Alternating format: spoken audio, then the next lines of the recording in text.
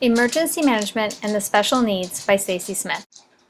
What is a disaster? A disaster is defined as a sudden event, such as an accident or a natural catastrophe, that causes a great amount of damage and loss of life.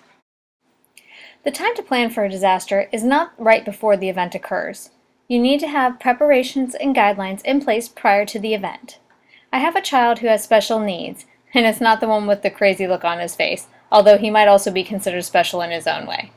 One of my sons is diabetic, so I always try to be aware when there is the likelihood that an event or a disaster might occur.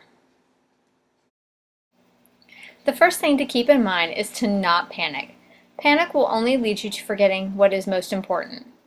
Try to remain calm and put your prior preparations to use. Being prepared. To be prepared is to make sure you have the basic supplies for at least a week. This includes water, canned food, and a first aid kit.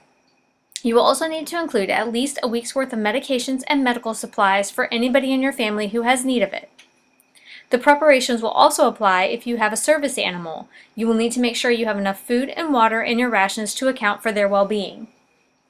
If daily or weekly medical attention is needed, you need to make sure you speak with your healthcare provider to have a backup plan to seek medical attention. Make sure that you have all your medical documentations on hand and in a safe place in case you have need of them. It's most often the case that the people who need special attention are the hardest to reach before, during, and after an event.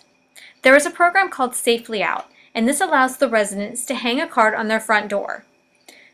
The bright green card lets emergency responders know that the person has safely evacuated. The bright red card on their front door means that the person is still inside their residence and will need assistance getting out. Everybody should have a contact list, and people with special needs are no exception. They should have a family member or a friend that knows about their medical condition and can help them in the event of an emergency. They should think through their everyday life. Who helps them? How do they get from place to place? What is their mode of transportation? What would they do if their aids were not available to them, such as their mobility device or a service animal? For every aspect of their daily routine, they should have an alternate plan set in place. FEMA, the Red Cross, and the Department of Homeland Security have come up with 7 items that should be a part of your disaster preparedness plan. Make arrangements prior to the emergency. Where would you go? Who would you stay with, and how would you get there?